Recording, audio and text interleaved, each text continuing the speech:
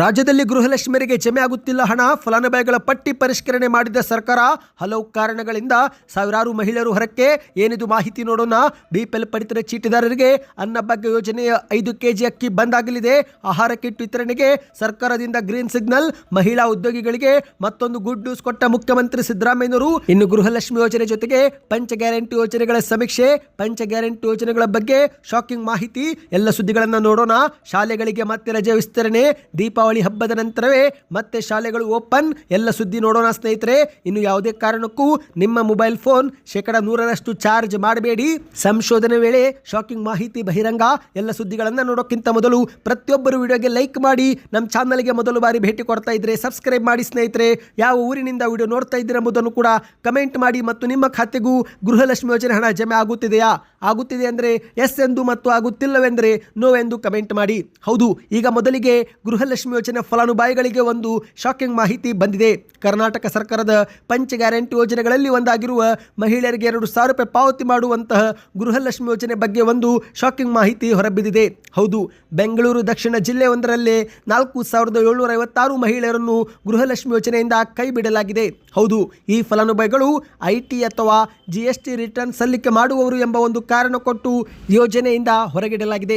ಹೌದು ಗೆಳೆಯರೆ, ಯೋಜನೆಯಿಂದ ಹೊರಗುಳಿದಿರುವ ಬೆಂಗಳೂರು ದಕ್ಷಿಣ ಜಿಲ್ಲೆ ತಾಲೂಕುಗಳಲ್ಲಿ ರಾಮನಗರ ಮೊದಲ ಸ್ಥಾನದಲ್ಲಿದ್ದರೆ ಮಾಗಡಿ ಕೊನೆಯ ಸ್ಥಾನದಲ್ಲಿದೆ. ಹೌದು, ರಾಮನಗರ ಒಂದರಲ್ಲೇ 1,736 ಮಹಿಳೆಯರು, 2ನೇ ಸ್ಥಾನದಲ್ಲಿ ಕನಕಪುರದಲ್ಲಿ 1,236 ಮತ್ತು 3ನೇ ಸ್ಥಾನದಲ್ಲಿ ಚನ್ನಪಟ್ಟಣದಲ್ಲಿ 1,183 ಹಾಗೂ ಕೊನೆಯ ಸ್ಥಾನ ಮಾಗಡಿಯಲ್ಲಿ 595 ಮಹಿಳೆಯರನ್ನು ಆದಾಯ ತೆರಿಗೆ ಪಾವತಿದಾರರು ಎಂಬ ಒಂದು ಕಾರಣ ಕೊಟ್ಟು ಯೋಜನೆಯಿಂದ ಹೊರಗಿಡಲಾಗಿದೆ. ಹೌದು, ಅರ್ಹ ಮಹಿಳೆಯರಿಗೆ ಮಾತ್ರ ಗೃಹಲಕ್ಷ್ಮಿ ಸೌಲಭ್ಯ ಸಿಗುವಂತೆ ಮಾಡುವ ಉದ್ದೇಶದಿಂದ ಯೋಜನೆ ಅನುಷ್ಠಾನದ ಹೊಣೆ ಹೊತ್ತಿರುವಂತಹ ಮಹಿಳಾ ಮತ್ತು ಮಕ್ಕಳ ಕಲ್ಯಾಣ ಇಲಾಖೆಯು ಇದೀಗ ಫಲಾನುಭವಿಗಳ ಪಟ್ಟಿಯನ್ನು ಪರಿಷ್ಕರಣೆ ಮಾಡಿದೆ. ಸ್ನೇಹಿತರೆ, ನಿಮ್ಮ ಕುಟುಂಬದಲ್ಲಿ ಯಾರಾದರೂ ಒಬ್ಬ ಸದಸ್ಯರು ಒಂದು ಬಾರಿಯಾದರೂ ಆದಾಯ ತೆರಿಗೆ ಪಾವತಿ ಮಾಡಿದರೆ ಆಗ ಆ ಕುಟುಂಬವು ಗೃಹಲಕ್ಷ್ಮಿ ಯೋಜನೆ ಸೇರಿದಂತೆ ಇತರೆ ಸರ್ಕಾರದ ಸೌಲಭ್ಯಗಳ ಲಾಭವನ್ನು ಕಳೆದುಕೊಳ್ಳಲಿದೆ. ಇನ್ನು ಮಾಹಿತಿಯ ಪ್ರಕಾರ ಮಂಡ್ಯ ಜಿಲ್ಲೆಯಲ್ಲಿ ಸರಿಸುಮಾರು 12,000 ಮಹಿಳೆಯರಿಗೆ ಇದುವರೆಗೆ ಬಾಕಿ ಕಂತು ಜಮೆ ಆಗಿಲ್ಲ. ಹೌದು, ಇತ್ತ ಬೆಳಗಾವಿ ಸೇರಿದಂತೆ ಬೆಂಗಳೂರಿನಂತಹ ದೊಡ್ಡ ದೊಡ್ಡ ನಗರದಲ್ಲೂ ಕೂಡ ಗೃಹಲಕ್ಷ್ಮಿ ಯೋಜನೆಯ 22ನೇ ಕಂತು ಕೂಡ ಕೆಲವರಿಗೆ ಜಮೆ ಆಗಿಲ್ಲ ಎನ್ನುವುದು ವರದಿಯಾಗಿದೆ ಸ್ನೇಹಿತರೆ. ಹೌದು, ಒಂದು ಕಡೆಯಲ್ಲಿ ಸರ್ಕಾರ 23ನೇ ಕಂತಿನವರೆಗೆ ಹಣ ಹಾಕಿರುವುದಾಗಿ ಹೇಳಿಕೆ ಕೊಡುತ್ತಿದ್ದು, ಆದರೆ ಮತ್ತೊಂದೆಡೆಯಲ್ಲಿ ಫಲಾನುಭವಿಗಳಿಗೆ ಮಾತ್ರ 22ನೇ ಕಂತು ಕೂಡ ಜಮೆ ಆಗಿಲ್ಲ. ಹೌದು, ಕೆಲ ಮಹಿಳೆಯರಿಗೆ ಮಾತ್ರ 23ನೇ ಕಂತು ಜಮೆ ಆಗಿರುವುದು ದೃಢಪಟ್ಟಿದೆ. ಆದರೆ ಸಾಕಷ್ಟು ಮಹಿಳೆಯರು ಈಗಲೂ ಕೂಡ ಬಾಕಿ ಕಂತುಗಳಿಗಾಗಿ ಕಾದು ಕುಳಿತಿದ್ದಾರೆ. ಇನ್ನು ಇದೇ ಮಧ್ಯೆ ಬಿಪಿಎಲ್ ಪಡಿತರ ಚೀಟಿದಾರರಿಗೆ ಒಂದು ಶಾಕಿಂಗ್ ಮಾಹಿತಿ. ಹೌದು, 5 ಕೆಜಿ ಅಕ್ಕಿ ಅನ್ನಭಾಗ್ಯಕ್ಕೆ ಕತ್ತರಿ ಬೀಳಲಿದೆ ಸ್ನೇಹಿತರೆ. ಈ ಒಂದು ಹಿಂದೆ ರಾಜ್ಯದಲ್ಲಿ ಕಾಂಗ್ರೆಸ್ ಸರ್ಕಾರ ಅಧಿಕಾರಕ್ಕೆ ಬರುವ ಮುನ್ನ ನಾವು ಅಧಿಕಾರಕ್ಕೆ ಬಂದರೆ 10 ಕೆಜಿ ಅಕ್ಕಿ ಕೊಡುವುದಾಗಿ ಘೋಷಣೆ ಮಾಡಿತ್ತು. ಅಧಿಕಾರಕ್ಕೆ ಬಂದ ನಂತರ ಅಕ್ಕಿ ಹೊಂದಿಸಲಾಗದ ಪರಿಣಾಮ 5 ಕೆಜಿ ಅಕ್ಕಿ ಬದಲಿಗೆ ಸ್ವಲ್ಪ ತಿಂಗಳು ಹಣವನ್ನು ಜಮೆ ಮಾಡಿತು. ಅದಾದ ಬಳಿಕ ಹಣವನ್ನು ಬಂದ್ ಮಾಡಿ 3 ಕೆಜಿ ಅಕ್ಕಿ ಮತ್ತು 2 ಕೆಜಿ ರಾಗಿ ಅಥವಾ ಜೋಳ ನೀಡುವ ಪದ್ಧತಿಯನ್ನು ಶುರು ಮಾಡಿದರು. ಆದರೆ ಇದೀಗ 5 ಕೆಜಿ ಅಕ್ಕಿಯನ್ನು ಬಂದ್ ಮಾಡಿ ಆ ಒಂದು ಜಾಗದಲ್ಲಿ ಇಂದಿರಾ ಆಹಾರ ಕಿಟ್ ವಿತರಿಸಲು ತೀರ್ಮಾನ ಕೈ ತೆಗೆದುಕೊಂಡಿದೆ. ಅಂದರೆ ಸ್ನೇಹಿತರೆ, ಕೇಂದ್ರ ಸರ್ಕಾರದಿಂದ 5 ಕೆಜಿ ಅಕ್ಕಿ ಸಿಗುತ್ತೆ, ಆದರೆ ರಾಜ್ಯ ಸರ್ಕಾರದಿಂದ 5 ಕೆಜಿ ಅಕ್ಕಿ ಬದಲಿಗೆ ಆಹಾರ ಕಿಟ್ಟನ್ನು ಕೊಡಲಾಗುತ್ತಂತೆ. ಹೌದು, ಸಚಿವ ಸಂಪುಟದ ನಿರ್ಧಾರದಂತೆ ಅನ್ನಭಾಗ್ಯ ಯೋಜನೆ ಫಲಾನುಭವಿಗಳಿಗೆ ಇನ್ನು ಮುಂದೆ 5 ಕೆಜಿ ಅಕ್ಕಿ ವಿತರಿಸಲಾಗುವುದಿಲ್ಲ. ಬದಲಿಗೆ 5 ಕೆಜಿ ಅಕ್ಕಿ ಮೌಲ್ಯಕ್ಕೆ ಸಮನಾದ ಆಹಾರ ಕಿಟ್ ವಿತರಿಸಲು ತೀರ್ಮಾನ ಕೈ ತೆಗೆದುಕೊಳ್ಳಲಾಗಿದೆ. ಹಾಗಾದರೆ ಈ ಒಂದು ಕಿಟ್ನಲ್ಲಿ ಏನೇನು ಇರುತ್ತೆ ಅಂದರೆ 1 ಕೆಜಿ ತೊಗರಿಬೇಳೆ, 1 ಕೆಜಿ ಹೆಸರು ಕಾಳು, 1 ಲೀಟರ್ ಅಡುಗೆ ಎಣ್ಣೆ, 1 ಕೆಜಿ ಸಕ್ಕರೆ ಮತ್ತು 1 ಕೆಜಿ ಉಪ್ಪು ಇರಲಿದೆ ಎಂದು ಹೇಳಲಾಗಿದೆ. ಸ್ನೇಹಿತರೆ, ಈ ಬಗ್ಗೆ ಕಾನೂನು ಸಚಿವರಾಗಿರುವ HK ಪಾಟೀಲ್ ಅವರು ಮಾತನಾಡಿ, ಈ ಒಂದು ಕಿಟ್ ನೀಡೋದ್ರಿಂದ ಸರ್ಕಾರದ ಮೇಲೆ ಸ್ವಲ್ಪ ಮಟ್ಟಿಗೆ ಆರ್ಥಿಕ ಹೊರೆ ಹೆಚ್ಚಾಗುವ ಸಾಧ್ಯತೆ ಇದೆ. ಆದರೂ ಕೂಡ ನಾವು ಈ ಒಂದು ಆಹಾರ ಕಿಟ್ ನೀಡಲು ತೀರ್ಮಾನ ಕೈ ತೆಗೆದುಕೊಂಡಿದ್ದೇವೆ ಎಂದು ಮಾಧ್ಯಮಗಳ ಮುಂದೆ ಮಾಹಿತಿ ಕೊಟ್ಟಿದ್ದಾರೆ. ಅಂದಹಾಗೆ ಸ್ನೇಹಿತರೆ, ಈ ಬಾರಿ ಈ ಒಂದು ಆಹಾರ ಕಿಟ್ಟನ್ನು ಪಡಿತರ ಕುಟುಂಬ ಸದಸ್ಯರ ಸಂಖ್ಯೆಗೆ ಅನುಗುಣವಾಗಿ ಕೊಡಲಾಗುವುದು ಎಂದು ಹೇಳಲಾಗಿದೆ. ಅಂದರೆ ಒಬ್ಬರು ಅಥವಾ ಇಬ್ಬರು ಸದಸ್ಯರು ಇರುವ ಕುಟುಂಬದಲ್ಲಿ ತಲಾ ಅರ್ಧ ಕೆಜಿ ಅಂತೆ 2.5 ಕೆಜಿಯ ಕಿಟ್ ಕೊಡಲಾಗುತ್ತೆ. 3 ಅಥವಾ 4 ಮಂದಿ ಸದಸ್ಯರಿರುವ ಕುಟುಂಬಕ್ಕೆ ತಲಾ 1 ಕೆಜಿ ಅಂತೆ 5 ಕೆಜಿ ತೂಕದ ಕಿಟ್ ಕೊಡಲಾಗುವುದು. 5 ಅಥವಾ 5ಕ್ಕಿಂತ ಹೆಚ್ಚು ಸದಸ್ಯರಿರುವ ಕುಟುಂಬವಿದ್ದರೆ ಆಗ ಆ ಕುಟುಂಬಕ್ಕೆ ತಲಾ 1.5 ಕೆಜಿ ಅಂತೆ ಒಟ್ಟು 7.5 ಕೆಜಿಯ ಆಹಾರ ಕಿಟ್ ನೀಡಲಾಗುವುದು ಎಂದು ಹೇಳಲಾಗಿದೆ. ಇನ್ನು ನಿಮ್ಮ ಪ್ರಕಾರ 5 ಕೆಜಿ ಅಕ್ಕಿ ಕೊಡಬೇಕು ಅಥವಾ ಆಹಾರ ಕಿಟ್ ಕೊಡಬೇಕು? ನಿಮ್ಮ ಅನಿಸಿಕೆ ಏನು ಎಂಬುದನ್ನು ಕಮೆಂಟ್ ಮಾಡಿ. ಇನ್ನು ಇದೇ ಮಧ್ಯೆ ಮಹಿಳೆಯರಿಗೆ ರಾಜ್ಯ ಸರ್ಕಾರ ಮತ್ತೊಂದು ಗುಡ್ ನ್ಯೂಸ್ ಕೊಟ್ಟಿದೆ. ಹೌದು ಗೆಳೆಯರೆ, ಮಹಿಳಾ ಉದ್ಯೋಗಿಗಳಿಗೆ ಗುಡ್ ನ್ಯೂಸ್. ವೇತನ ಸಹಿತ ಮುಟ್ಟಿನ ರಜೆ ನೀಡಲು ಸಚಿವ ಸಂಪುಟ ಸಭೆಯಲ್ಲಿ ಅನುಮೋದನೆ ಸಿಕ್ಕಿದೆ. ಹೌದು, ಕರ್ನಾಟಕದ ಮಹಿಳಾ ಉದ್ಯೋಗಿಗಳಿಗೆ ಗುಡ್ ನ್ಯೂಸ್ ಎನ್ನುವಂತೆ ಒಂದು ದಿನ ಋತುಚಕ್ರ ರಜೆ ನೀಡಲು ಸಚಿವ ಸಂಪುಟ ಸಭೆಯಲ್ಲಿ ಅನುಮೋದನೆ ನೀಡಲಾಗಿದೆ. ಮಹಿಳೆಯರ ಆರೋಗ್ಯ ದೃಷ್ಟಿಯಿಂದ ರಾಜ್ಯಾದ್ಯಂತ ಸರ್ಕಾರಿ ಕಚೇರಿ ಆಗಿರಲಿ, ಖಾಸಗಿ ಕಂಪನಿಯಲ್ಲಿ ಕೆಲಸ ಮಾಡುವ ಮಹಿಳೆಯರಾಗಿರಲಿ ಅಥವಾ ಕೈಗಾರಿಕಾ ವಲಯದಲ್ಲಿ ಕಾರ್ಯನಿರ್ವಹಿಸುವ ಮಹಿಳೆಯರಾಗಿರಲಿ ಕಡ್ಡಾಯವಾಗಿ ಪ್ರತಿ ತಿಂಗಳು ಒಂದು ದಿನ ವೇತನ ಸಹಿತ ಅಂದರೆ ವೇತನವನ್ನು ಕಟ್ ಮಾಡದೆ ಋತುಚಕ್ರ ರಜೆ ನೀಡುವಂಥ ಒಂದು ಹೊಸ ಕಾನೂನನ್ನು ಜಾರಿಗೆ ತರುವ ಕುರಿತಂತೆ ಸಭೆಯಲ್ಲಿ ತೀರ್ಮಾನ ಕೈಗೆತ್ತಿಕೊಳ್ಳಲಾಗಿದೆ. ಸ್ವತಃ ಮುಖ್ಯಮಂತ್ರಿ ಸಿದ್ದರಾಮಯ್ಯನವರ ಅಧ್ಯಕ್ಷತೆಯಲ್ಲಿ ಈ ಒಂದು ಸಭೆ ಮಾಡಲಾಗಿದೆ. ಸರ್ಕಾರಿ ಜೊತೆಗೆ ಖಾಸಗಿ ಕಂಪನಿ ಮತ್ತು ಇತರೆ ಒಂದು ಎಲ್ಲ ಕ್ಷೇತ್ರಗಳಲ್ಲಿ ಕೆಲಸ ಮಾಡುವ ಉದ್ಯೋಗಸ್ಥ ಮಹಿಳೆಯರಿಗೆ ಋತುಚಕ್ರದ ರಜೆ ನೀಡಲು ತೀರ್ಮಾನ ಕೈಗೆತ್ತಿಕೊಳ್ಳಲಾಗಿದೆ. ಹೌದು, ಈ ಒಂದು ಹಿಂದೆನೇ ಮಹಿಳಾ ಉದ್ಯೋಗಿಗಳಿಗೆ ಈ ರೀತಿಯಾದ ಒಂದು ರಜೆ ಕೊಡಬೇಕು ಎಂದು ಸರ್ಕಾರಕ್ಕೆ ಶಿಫಾರಸು ಮಾಡಲಾಗಿತ್ತು.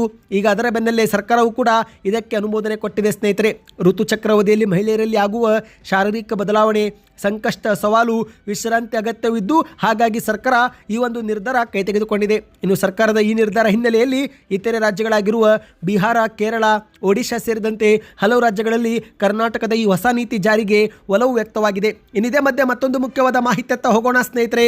ರಾಜ್ಯದಲ್ಲಿ ನುಡಿದಂತೆ ಕಾಂಗ್ರೆಸ್ ಸರ್ಕಾರ ಪಂಚ ಗ್ಯಾರಂಟಿ ಯೋಜನೆಗಳನ್ನು ಜಾರಿಗೆ ತಂದಿದ್ದು ಇಲ್ಲಿಯವರೆಗೆ 97,000 ಕೋಟಿ ರೂಪಾಯಿ ಹಣವನ್ನು 5 ಗ್ಯಾರಂಟಿಗಳಿಗೆ ಸರ್ಕಾರ ಖರ್ಚು ಮಾಡಿದೆ. ಹೌದು ಗೆಳೆಯರೆ, ಸರಿಸುಮಾರು ಈಗ ಅದು 1 ಲಕ್ಷ ಕೋಟಿಯೂ ಕೂಡ ದಾಟಿರುವುದಾಗಿ ಹೇಳಿಕೆ ಕೊಡಲಾಗುತ್ತಿದೆ. ಇದೇ ಮಧ್ಯೆ ಕರ್ನಾಟಕದ ಕಾಂಗ್ರೆಸ್ ಸರ್ಕಾರದ 5 ಗ್ಯಾರಂಟಿ ಯೋಜನೆಗಳು ಯಾವ ರೀತಿ ಜನರಿಗೆ ತಲುಪಿವೆ ಮತ್ತು ಇದರಿಂದ ಆಗಿರುವ ಬದಲಾವಣೆಯನ್ನು, ಪರಿಣಾಮಕಾರತ್ವಗಳು ಏನು ಎಂಬ ಕುರಿತಂತೆ ಸಮೀಕ್ಷೆ ಮಾಡಲಾಗಿದ್ದು ಸಮೀಕ್ಷೆಯಲ್ಲಿ ಒಂದು ಶಾಕಿಂಗ್ ವರದಿ ಬಂದಿದೆ. ಹೌದು ಗೆಳೆಯರೆ, ಸಂಸ್ಥೆ ಲೋಕನೀತಿ ಮತ್ತು CSDS ಸಮೀಕ್ಷೆ ಮಾಡಿದ್ದು ಈ ಒಂದು ಸಮೀಕ್ಷೆ ಮಾಡಿದಂಥ ವರದಿಯನ್ನು ಕೂಡ ಮುಖ್ಯಮಂತ್ರಿ ಸಿದ್ದರಾಮಯ್ಯನವರಿಗೆ ಸಲ್ಲಿಕೆ ಮಾಡಲಾಗಿದೆ. ಹಾಗಾದರೆ ಈ ಒಂದು ಸಮೀಕ್ಷೆಯಲ್ಲಿ ಗ್ಯಾರಂಟಿ ಯೋಜನೆಗಳ ಬಗ್ಗೆ ಏನೇನಿದೆ ಎಂಬುದನ್ನು ನೋಡುವುದಾದರೆ ಮೊದಲಿಗೆ ಅನ್ನಭಾಗ್ಯ ಯೋಜನೆ. ಹೌದು, ಅನೇಕ ಕುಟುಂಬಗಳಿಗೆ ಅನ್ನಭಾಗ್ಯ ಯೋಜನೆ ವರವಾಗಿದೆ. ಸರ್ಕಾರದ ಉಚಿತ ಯೋಜನೆಗಳ ಪೈಕಿ ಅನ್ನಭಾಗ್ಯ ಯೋಜನೆಯೇ ಅತ್ಯಂತ ಹೆಚ್ಚು ಫಲಾನುಭವಿಗಳಿಗೆ ತಲುಪಿದ್ದು ಇಂದು 94% BPL ಕುಟುಂಬಗಳು 5 kg ಅಕ್ಕಿಯಿಂದ ಲಾಭ ಪಡೆದುಕೊಂಡಿವೆ. ಇದೇ ಒಂದು ಪರಿಣಾಮ 64% ಜನರು ತಮ್ಮ ಆರ್ಥಿಕ ಪರಿಸ್ಥಿತಿಯಲ್ಲಿ ಸುಧಾರಣೆ ಕಂಡಿರುವುದಾಗಿ ವರದಿಯಾಗಿದೆ. ಇನ್ನು ಎರಡನೇ ಯೋಜನೆ ಯುವ ನಿಧಿ ಯೋಜನೆ. ಹೌದು, ಅತ್ಯಲ್ಪ ಜನರಿಗೆ ತಲುಪಿರುವ ಯೋಜನೆ. ಅಂದರೆ ಬಹಳ ಕಡಿಮೆ ಜನರು ಈ ಒಂದು ಯೋಜನೆ ಲಾಭ ಪಡೆದುಕೊಂಡಿರುವುದು ಬೆಳಕಿಗೆ ಬಂದಿದೆ. ಯುವ ನಿಧಿ ಯೋಜನೆ ವ್ಯಾಪ್ತಿ ಅತ್ಯಲ್ಪವಾಗಿದ್ದು ಕೇವಲ 7% ಜನರಿಗೆ ಮಾತ್ರ ಲಾಭವಾಗಿದೆ ಎಂದು ಹೇಳಲಾಗಿದೆ. ಇನ್ನು ಗೃಹಲಕ್ಷ್ಮಿ ಯೋಜನೆ ಬಗ್ಗೆ ವರದಿ ಬಂದಿದೆ. ಅದರಲ್ಲಿ ರಾಜ್ಯದಲ್ಲಿ 78% ಮಹಿಳೆಯರಿಗೆ ಗೃಹಲಕ್ಷ್ಮಿ ಯೋಜನೆ ಹಣ ಸರಿಯಾಗಿ ಜಮೆ ಆಗುತ್ತಿದ್ದು ಈ ಒಂದು ಹಣದಿಂದಲೇ ಆಹಾರ, ವೈದ್ಯಕೀಯ ಮತ್ತು ಶಿಕ್ಷಣ ಖರ್ಚುಗಳಿಗೆ ಮಹಿಳೆಯರು ಹಣ ಬಳಕೆ ಮಾಡುತ್ತಿದ್ದಾರೆ. ಜೊತೆಗೆ 88% ಮಹಿಳೆಯರು ಮನೆಯೊಳಗಿನ ನಿರ್ಧಾರಗಳಲ್ಲಿ ಭಾಗವಹಿಸುವಷ್ಟು ಆತ್ಮವಿಶ್ವಾಸ ಹೊಂದಿದ್ದಾರೆ ಎಂದು ಗೃಹಲಕ್ಷ್ಮಿ ಯೋಜನೆಯಿಂದ ಗೊತ್ತಾಗಿದೆ. ಇನ್ನು ಮತ್ತೊಂದೆಡೆಯಲ್ಲಿ ಗೃಹ ಜ್ಯೋತಿ ಯೋಜನೆ ಕುರಿತಂತೆ ಕೂಡ ಮಾಹಿತಿ ಬಂದಿದ್ದು ಈ ಒಂದು ಯೋಜನೆ ಮೂಲಕ ರಾಜ್ಯದಲ್ಲಿ 82% ಮನೆಗಳಿಗೆ ಗೃಹ ಜ್ಯೋತಿ ಯೋಜನೆ ತಲುಪಿದೆ. ಆದರೆ ಇತ್ತೀಚಿನ ಕೆಲ ತಿಂಗಳಲ್ಲಿ ಗೃಹ ಜ್ಯೋತಿ ಯೋಜನೆ ಫಲಾನುಭವಿಗಳಿಗೂ ಕೂಡ ವಿದ್ಯುತ್ ಬಿಲ್ ಬರ್ತಾ ಇದೆ.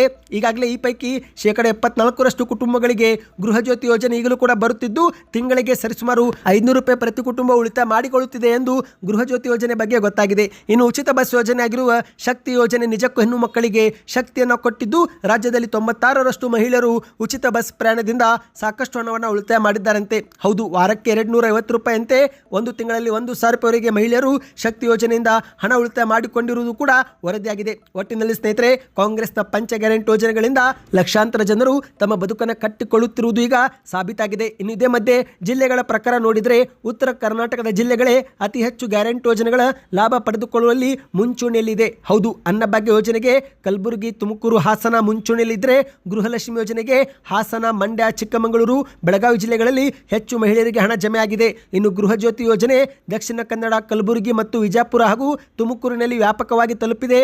ಯುವ ನಿಧಿ ಯೋಜನೆ ಬೆಂಗಳೂರು, ಧಾರವಾಡ ಮತ್ತು ಮೈಸೂರು ಜಿಲ್ಲೆಯಲ್ಲಿ ಹೆಚ್ಚು ತಲುಪಿದೆ ಎಂದು ಹೇಳಲಾಗಿದೆ. ಇನ್ನು ಇದೇ ಮಧ್ಯೆ ಮತ್ತೊಂದು ಮುಖ್ಯವಾದ ಮಾಹಿತಿಗೆ ಹೋಗೋಣ ಸ್ನೇಹಿತರೆ. ಈಗ ರಾಜ್ಯದಲ್ಲಿ ಶಾಲಾ ಕಾಲೇಜುಗಳಿಗೆ ರಜೆ ಮತ್ತೆ ವಿಸ್ತರಣೆ ಆಗಿದೆಯಾ, ಯಾವೆಲ್ಲ ಶಾಲೆಗಳಿಗೆ ರಜೆ ಸಿಕ್ಕಿದೆ ಎಂಬ ಒಂದು ಮುಖ್ಯವಾದ ಮಾಹಿತಿ ಬಂದಿದೆ. ಹೌದು ಸ್ನೇಹಿತರೆ, ಯಾವುದೇ ಒಂದು ಪ್ರೈವೇಟ್ ಶಾಲೆ ಆಗಿರಲಿ ಅಂದರೆ ಖಾಸಗಿ ಶಾಲೆ ಮತ್ತು ಕಾಲೇಜುಗಳಿಗೆ ರಜೆ ವಿಸ್ತರಣೆ ಆಗಿಲ್ಲ. ಕೇವಲ ಸರ್ಕಾರಿ ಮತ್ತು ಅನುದಾನಿತ ಶಾಲೆಗಳಿಗೆ ಮಾತ್ರ ಅಕ್ಟೋಬರ್ 18ರವರೆಗೆ ರಜೆ ವಿಸ್ತರಣೆ ಮಾಡಲಾಗಿದೆ. ಏಕೆಂದರೆ ಕರ್ನಾಟಕದಲ್ಲಿ ಸಾಮಾಜಿಕ, ಆರ್ಥಿಕ ಮತ್ತು ಶೈಕ್ಷಣಿಕ ಸಮೀಕ್ಷೆ ಇದುವರೆಗೆ ಪೂರ್ಣವಾಗಿಲ್ಲ. ಇಲ್ಲ.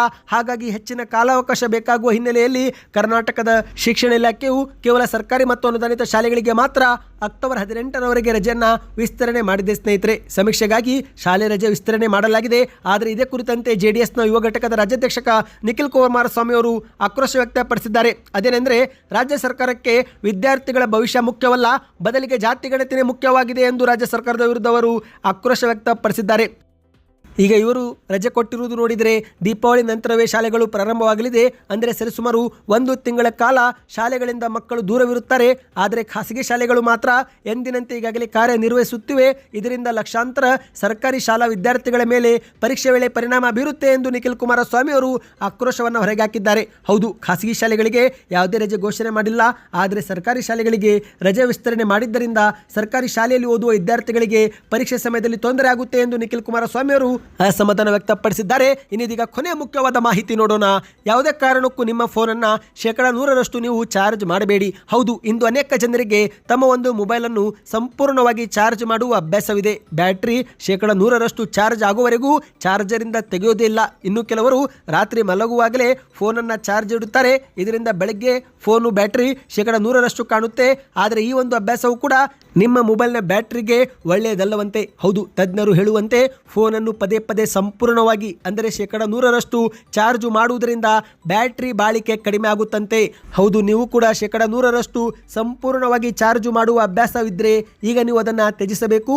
ಏಕೆಂದರೆ ನಿಮ್ಮ ಸಾಧನದ ಬ್ಯಾಟ್ರಿಗೆ ಅದು ಹಾನಿ ಮಾಡುತ್ತಂತೆ. ಏಕೆಂದರೆ ಸ್ನೇಹಿತರೆ, ಹಫ್ ಪೋಸ್ಟ್ ವರದಿಯ ಪ್ರಕಾರ ಸಂಪೂರ್ಣವಾಗಿ ಚಾರ್ಜ್ ಮಾಡಿದ ಬ್ಯಾಟ್ರಿಯು ಹೆಚ್ಚಿನ ವೋಲ್ಟೇಜನ್ನು ಹೊಂದಿರುತ್ತಂತೆ ಮತ್ತು ಇದು ಬ್ಯಾಟ್ರಿಯಲ್ಲಿ ರಾಸಾಯನಿಕ ಬದಲಾವಣೆಯೂ ಕೂಡ ಉಂಟು ಮಾಡುವುದರಿಂದ ಕಾಲಾನಂತರದಲ್ಲಿ ಬ್ಯಾಟ್ರಿಯನ್ನು ಇದು ದುರ್ಬಲಗೊಳಿಸುತ್ತಂತೆ. ಹಾಗಾಗಿ ನೀವು ನಿಮ್ಮ ಫೋನನ್ನು 100ರ ಬದಲಿಗೆ 90ರಷ್ಟು ಚಾರ್ಜ್ ಮಾಡಿದರೆ ಸಾಕು. ಅದೇ ನಿಮಗೆ ಮತ್ತೆ ಬ್ಯಾಟ್ರಿ 10ರಿಂದ 15ರವರೆಗೆ ಹೆಚ್ಚು ಕಾಲ ಬಾಳಿಕೆಗೆ ಬರುತ್ತೆ ಎಂದು ಹೇಳಲಾಗಿದೆ. ಸ್ನೇಹಿತರೆ, ಇದೊಂದು ಮುಖ್ಯವಾದ ಮಾಹಿತಿಯಾಗಿತ್ತು. ಈ ಎಲ್ಲ ಸುದ್ದಿ ನಿಮಗೆ ಇಷ್ಟವಾಯಿತಾ? ಹಾಗಾದರೆ ವಿಡಿಯೋಗೆ ಲೈಕ್ ಮಾಡಿ ಸ್ನೇಹಿತರೆ. ಚಾನಲ್ಗೆ ದಯವಿಟ್ಟು ಸಬ್ಸ್ಕ್ರೈಬ್ ಮಾಡಿಕೊಳ್ಳಿ.